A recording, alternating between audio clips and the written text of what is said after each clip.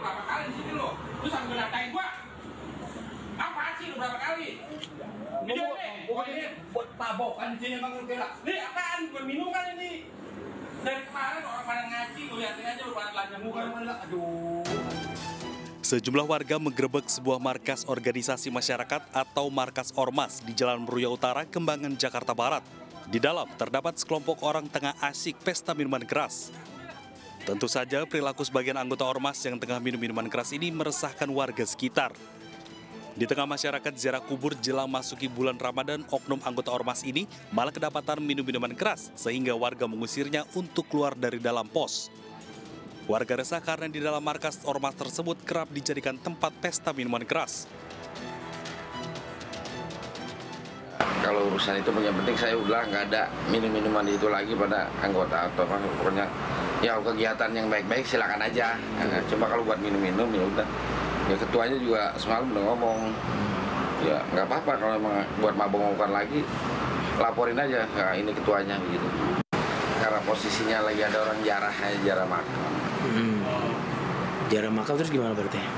Ya karena pas juga posisinya lagi di situ ya pagi, jadi jadiannya ya mungkin saya juga nggak tahu juga kan pas begini ya udah pas sesampai dan ya udahlah akhirnya terjadi kayak begitulah akhirnya ya, tapi alhamdulillah sih urusannya udah clear sampai di situ. Masyarakat juga meyakinkan mereka yang minum minuman keras ini bukan warga sekitar. Meski demikian, sekelompok orang ini berjanji tak akan melakukan perbuatannya lagi dan kasus ini telah diselesaikan secara kekeluargaan.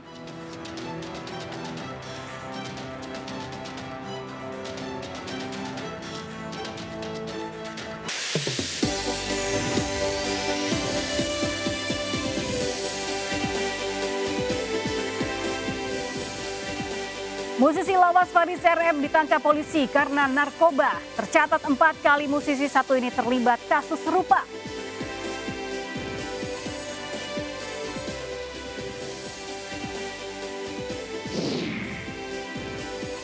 Komisi Pemberantasan Korupsi menahan Wali Kota Semarang, Heve Arita Gunariyati Rahayu terkait kasus dugaan korupsi di lingkungan pemerintah Kota Semarang.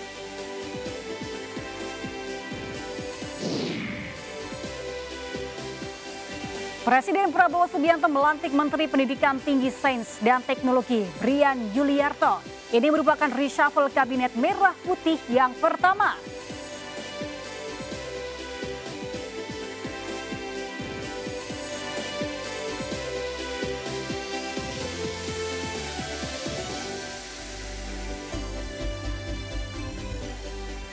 Halo pemirsa, Sindo Malam hadir dengan beragam informasi terkini tanah air serta mancanegara. Bersama saya Galuh Pandu, inilah Sindo Malam selengkapnya.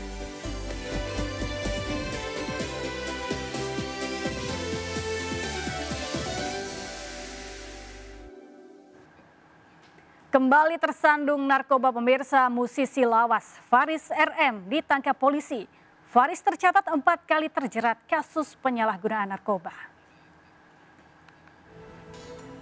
Pelantun lagu Sakura ini ditangkap Sat Narkoba Polres Metro Jakarta Selatan di daerah Bandung, Jawa Barat.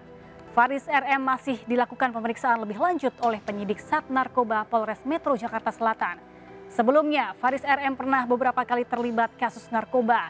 Ia pertama kali diciduk polisi karena kasus narkoba pada Minggu 28 Oktober 2007 di kawasan Jalan Radio Dalam, Jakarta Selatan dengan barang bukti 1,5 linting ganja seberat 5 gram yang disimpan dalam bungkus rokok.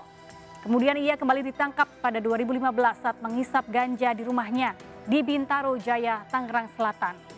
Polisi menyita barang bukti berupa ganja pada asbak di atas meja.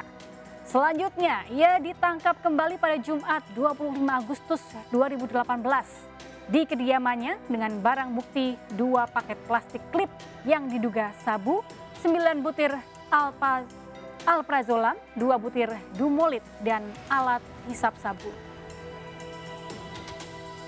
Ya betul ya, jadi untuk dari kemarin yang jelas Polres Metro Jakarta Selatan, unit narkoba ya sudah mengamankan 2 orang yang sekarang sudah menjadi tersangka. Dari yang sekarang sudah menjadi tersangka. Ya, kemarin sudah diamankan, kemudian sekarang sudah menjadi tersangka, yaitu inisial ADK 46 tahun, kemudian FRM 66 tahun. Komisi Pemberantasan Korupsi menahan Wali Kota Semarang, Hefearita Gunariyati Rahayu, yang biasa disapa Ita, dan suaminya sekaligus Ketua Komisi D DPRD Provinsi Jawa Tengah, Alwin Basri. Penahanan tersebut terkait kasus dugaan korupsi di lingkungan pemerintah Kota Semarang. Wali Kota Semarang Hefearita Gunariyati Rahayu dan suaminya Alwin Basri ditahan usai memenuhi panggilan kelima KPK Rabu siang. Sebelumnya Ita pernah mangkir dari panggilan KPK karena alasan sakit. Pemkot Semarang ditahan atas dugaan 3 kasus, yakni dugaan korupsi pengadaan barang dan jasa tahun 2023-2024 di Pemkot Semarang.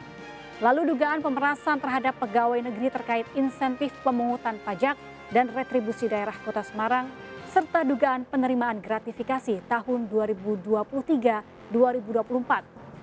Dalam kasus itu, KPK telah menetapkan 4 tersangka. 2 pihak swasta sudah lebih dulu ditahan. Bahwa terhadap saudara HGR dan saudara AB dilakukan penahanan Rumah Tahanan Negara kelas 1 Jakarta Timur, cabang Rumah Tahanan KPK selama 20 hari, terhitung sejak 19 Februari 2025 sampai dengan tanggal 10 Maret 2025. Beralih ke kasus lain, pemirsa, polisi tetapkan Kades Kohot Arsin bin Asip bersama 3 orang lain sebagai tersangka kasus pagar laut Tangerang. Para tersangka diduga memalsukan dokumen untuk penerbitan sertifikat pagar laut.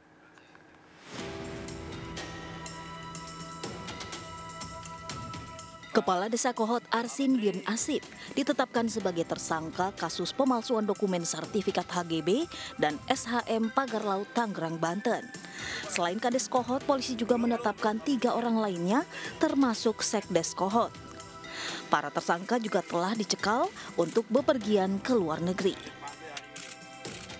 Di mana kita menetapkan Saudara A selaku Kades Kohot, Saudara UK selaku Sekdes Kohot, Saudara SP selaku penerima kuasa, dan Saudara CE selaku penerima kuasa telah kita tetapkan sebagai tersangka. Di mana diduga keempatnya telah bersama-sama membuat dan menggunakan surat palsu berupa gire, surat pernyataan penguasaan fisik bidang tanah sporadik, surat pernyataan tidak sengketa, surat keterangan tanah, surat keterangan pernyataan kesaksian, surat kuasa pengurusan permohonan sertifikat dari warga desa Kohot, dan dokumen lain yang dibuat oleh Kades Sekdes sejak Desember 2023 sampai dengan November 2024. Sebelumnya, Bareskrim Polri telah menyelesaikan penyidikan pada 14 Februari lalu. Dalam kasus ini, polisi telah menyita sejumlah barang bukti yang diduga digunakan untuk pemalsuan surat izin terkait penerbitan sertifikat pagar laut di Tangerang. Masih terkait pagar laut di perairan Kabupaten Tangerang, Banten, Polri menetapkan Kepala Desa Kohot Arsin bin Tarsin sebagai tersangka. Arsin dianggap berperan dalam pembuatan sertifikat hak guna bangunan milik Agung Sedayu Group yang muncul di atas permukaan laut. Pemirsa, banyak sekali informasi yang simpang siur terkait isu pagar laut di Tangerang. Di antaranya adalah bagaimana bisa sertifikat terbit di atas permukaan laut. Selain itu, apakah benar dahulunya permukaan laut tersebut adalah tanah atau tambak yang terabrasi? Kami akan mencari informasi lebih dalam untuk mengetahuinya. Ikuti informasi bersama saya.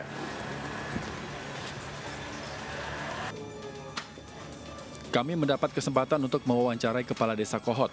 Sejumlah informasi yang beredar langsung kami konfirmasi kepada Arsin.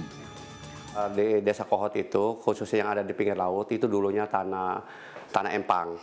Tanah empang itu tanah yang ada tanggul-tanggulnya ya empang untuk tanam ikan. Orang tua saya memiliki tanah kebetulan ada di pinggir laut juga. Itu memang abrasi dan sangat luar biasa abrasinya. Arsin juga mengatakan jika permohonan penerbitan sertifikat sudah melalui prosedur yang tepat, bahkan telah dikaji oleh pihak kantor ATR BPN Kabupaten Tangerang. Sebelum mengabulkan permohonan melalui pengkajian yang sangat luar biasa. Pengkajiannya itu ada di pihak terkait. Saya hanya kepala desa hanya mengajukan permohonan. Ya kesananya ya urusan itu tadi ya urusan instansi terkait. Ya. Untuk memastikan benarkah ada tanah yang terabrasi di Desa Kohot, kami langsung mendatangi lokasi tepi pantai Kampung Alar yang berbatasan langsung dengan proyek PIK 2. Sayangnya, beberapa nelayan tak berani memberikan keterangan karena khawatir terjadi intimidasi dari orang yang tak dikenal. Dari Kabupaten Tangerang, Banten, Tim Liputan RCTI melaporkan. PDI Perjuangan meminta Komisi Pemberantasan Korupsi menghormati proses hukum pra-peradilan Hasto Kristianto yang kembali berlangsung di Pengadilan Negeri Jakarta Selatan. Sementara Hasto menyebut kasus yang menjeratnya tak terlepas dari kepentingan politik kekuasaan.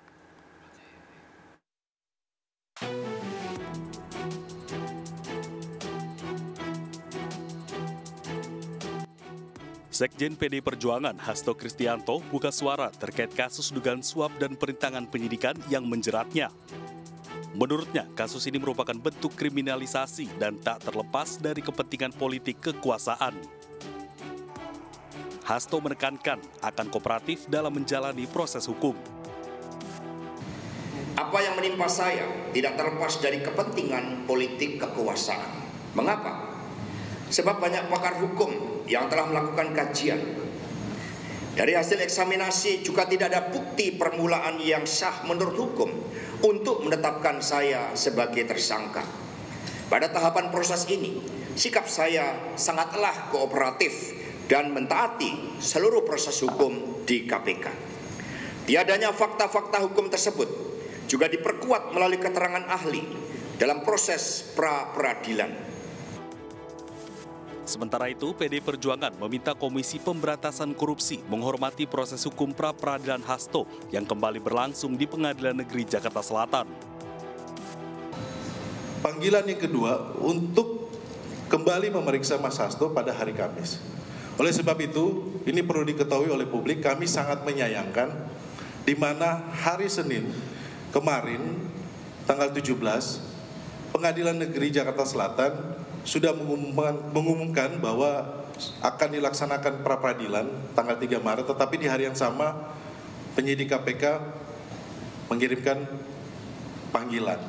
Oleh sebab itu, kami meminta agar pihak KPK menghormati proses hukum yang ada, karena belum ada putusan pengadilan terkait menguji sah tidaknya status tersangka dari Mas Hasto Kristianto. Sebelumnya, KPK memanggil Hasto untuk diperiksa sebagai tersangka dugaan suap dan perintangan penyidikan kasus Harun Masiku Kamis pekan ini. Panggilan dilayangkan usai Pengadilan Negeri Jakarta Selatan menolak permohonan pra-peradilan Hasto. Namun, Hasto kembali mengajukan pra-peradilan lagi untuk kedua kalinya. Dari Jakarta, Tim Liputan iNews melaporkan. Sebelumnya Hasto Kristianto ditetapkan KPK sebagai tersangka dalam kasus suap dan perintangan penyidikan perkara yang menjerat Harun Masiku. KPK mengklaim yakin bahwa Hasto memerintahkan Harun melarikan diri saat OTT KPK pada 2020 silam.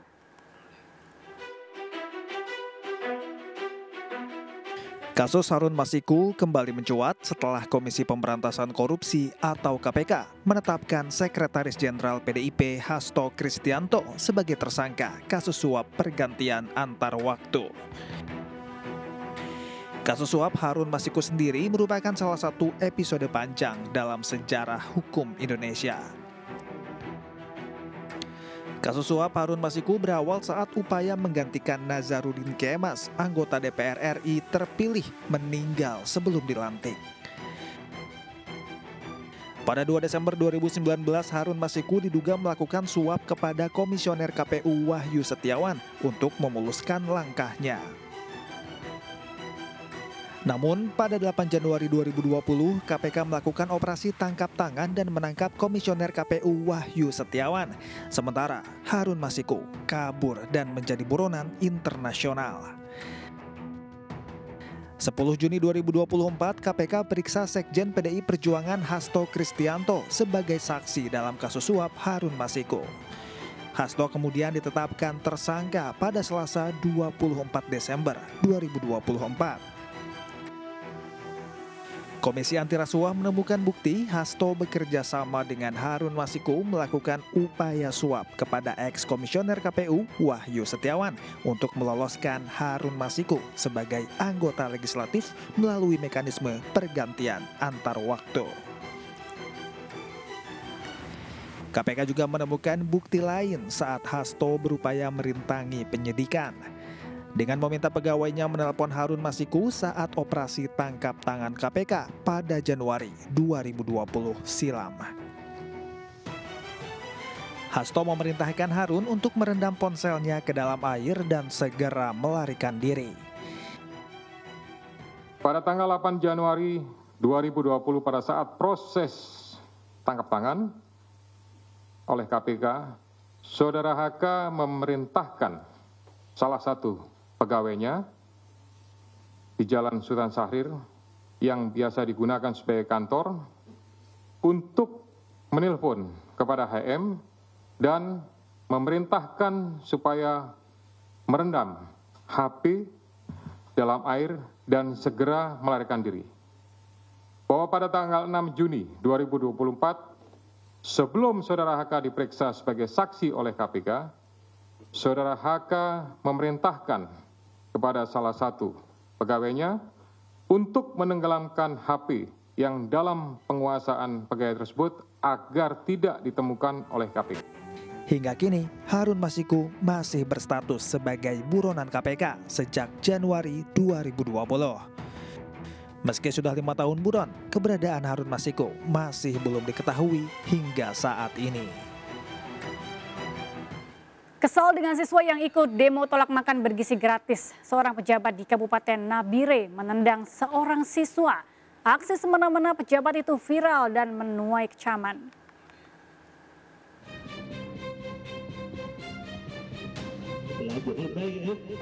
Tindakan Sekretaris Dinas Pendidikan Kabupaten Nabire, Papua, Victor Tebai jelas sudah kelewatan.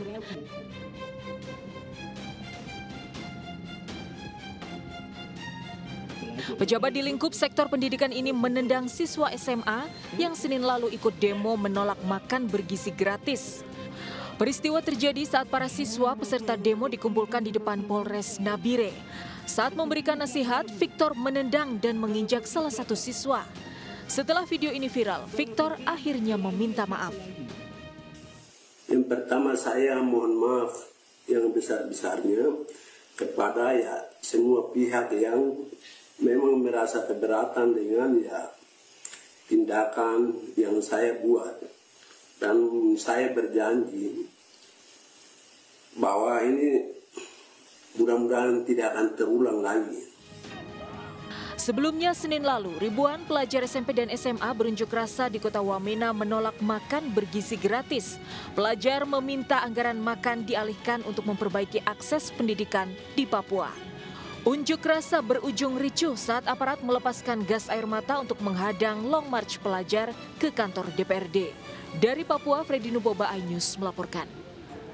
Dugaan keracunan makanan bergizi gratis merebak. Sejumlah siswa sekolah dasar di tebing tinggi Kabupaten Empat Lawang, Sumatera Selatan dan Waingapu, Nusa Tenggara Timur mengalami mual, muntah dan pusing usai menyantap MBG.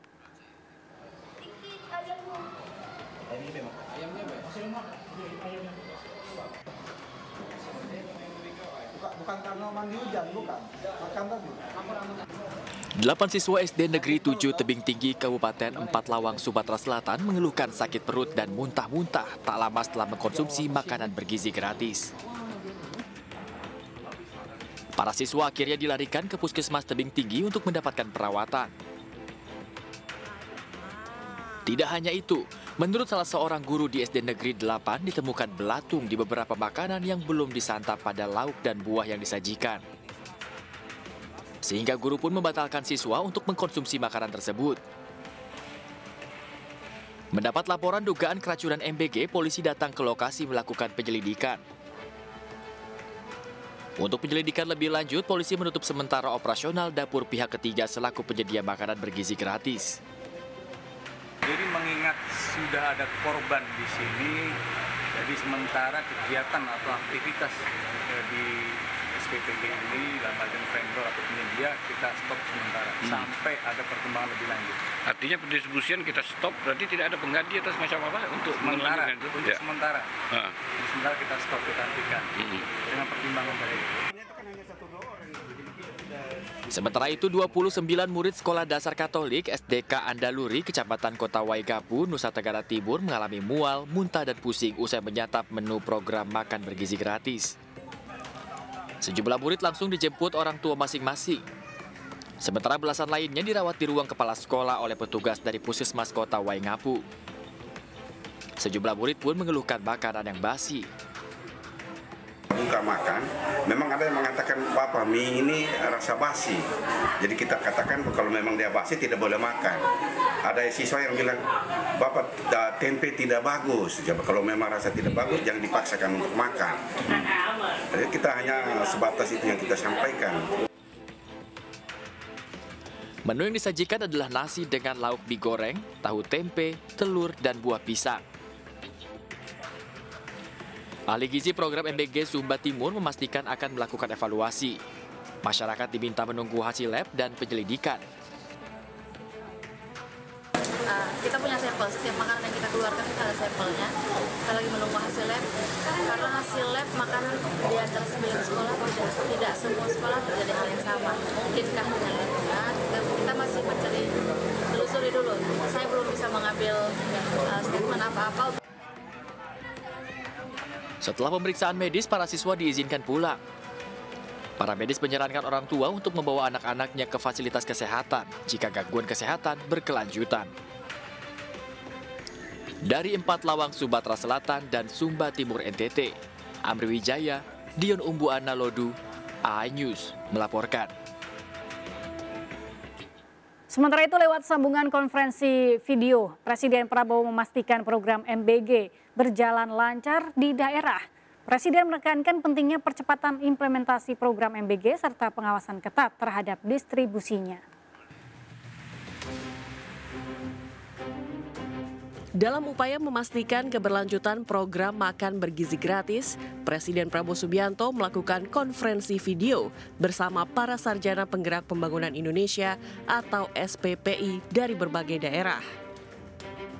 Pertemuan ini menjadi momentum bagi Presiden untuk menekankan pentingnya percepatan implementasi program MBG serta pengawasan ketat terhadap distribusinya. Pada kesempatan tersebut, Presiden juga berdialog secara langsung bersama para sarjana tentang pelaksanaan program MBG di daerahnya.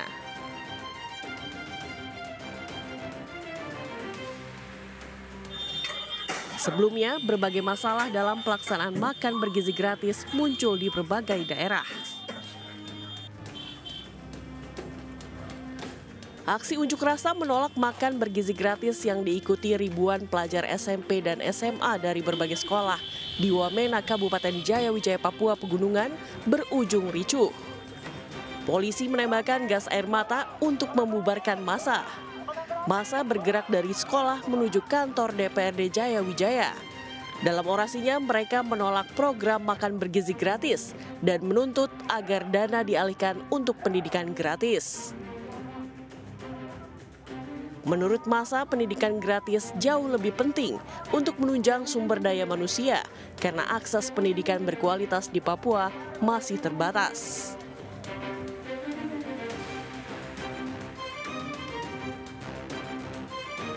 Sementara itu, pendistribusian makan bergizi gratis atau MBG tahap awal untuk 14 sekolah di Kabupaten Timur Tengah Utara, Nusa Tenggara Timur terlambat 3 jam dari jadwal yang telah ditentukan. Siswa-siswi kelas 1 dan 2 SDK Marsudirini di Kabupaten Timur Tengah Utara NTT menunggu makan bergizi gratis sejak pagi hingga kelelahan dan kelaparan. Semua siswa tidak membawa bekal makanan dengan harapan mereka akan mendapatkan makan bergizi gratis. Sudah sekarang jam 11.46 menit, artinya jam menuju pukul 12 tengah hari. Anak belum makan karena mereka sudah mendengar pesan dari kami melanjutkan pesan dari dapur Yabiku bahwa tidak boleh membawa makanan. Ya kalau toleransi lewat 15 sampai setengah jam untuk anak kecil itu mungkin agak sedikit wajar. Tapi kalau sudah lebih 2,5 jam ini tidak wajar. Orang dewasa pun tentu kita merasa sangat kelaparan kalau belum makan dari pagi. Beberapa di antara siswa dijemput orang tuanya memilih untuk pulang dan tidak lagi menunggu jatah makan bergizi gratis. Sementara itu, pihak pengelola program termasuk Badan Gizi Nasional maupun Dapur Yabiku NTT mengakui adanya kendala dalam distribusi makanan pada tahap awal. Di Kabupaten Sumeneb, Jawa Timur, program makan bergizi gratis dihentikan sampai batas waktu yang belum ditentukan. Baru berjalan sebulan menikmati program makan bergizi gratis, siswa harus kembali membawa bekal makanan sendiri. Terhitung Senin 17 Februari 2025, program MBG di Sumeneb dihentikan sementara. Pengumuman pemberhentian sementara program MBG disampaikan SPPG Kabupaten Sumeneb kepada seluruh kepala sekolah melalui grup pesan penerima manfaat MBG. Kepala Sekolah Min 1 Sumeneb, Didik Santoso, mengatakan pihak sekolah menerima informasi pemberhentian sementara MBG pada Sabtu lalu. Dari awal, alhamdulillah lancar. Distribusi itu pukul 8:30, jam 9 sudah nyampe. Dan itu dimakan sama anak-anak pada waktu istirahat. Ada beberapa wali murid yang nanya.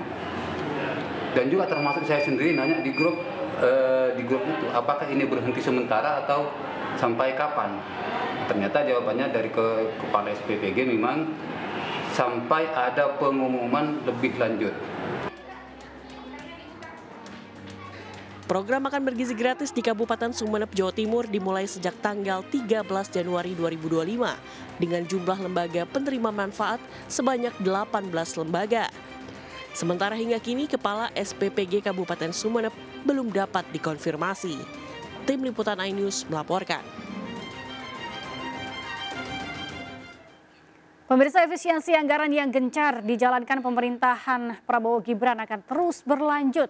Dana yang terkumpul akan digunakan untuk membiayai program unggulan pemerintah, termasuk 15 proyek raksasa.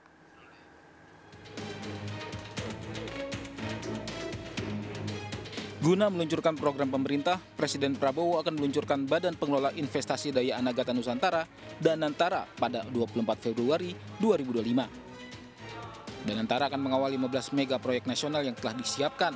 Dalam pidatonya di HUT Partai Gerindra, Presiden Prabowo pastikan tidak akan bergantung pada investasi asing. 15 proyek, mega proyek yang miliar-miliar dolar kita mulai tanpa kita minta investasi dari luar negeri. Kita akan wujudkan cita-cita Bung Karno, berdiri di atas kaki kita sendiri. Kita tidak akan minta-minta. Ada yang datang dari luar, hanya bisa bilang, silakan, Anda mau masuk ke Indonesia, kami terbuka. Tapi kita tidak akan mengemis. Selain mengawal proyek raksasa milik pemerintah, Danantara juga akan mengelola sejumlah BUMN. Daftar BUMN yang dikelola Danantara adalah Bank Mandiri, Bank BRI, Bank BNI, PLN, Pertamina, Telkom Indonesia, dan Min ID. Presiden Prabowo pun mengajak presiden sebelumnya untuk menjadi pengawas Danantara. Aset awal Danantara sebesar 14.000 triliun rupiah. Tahun ini dana sebesar 20 miliar rupiah akan dialokasikan untuk proyek-proyek strategis. Tim Liputan iNews melaporkan.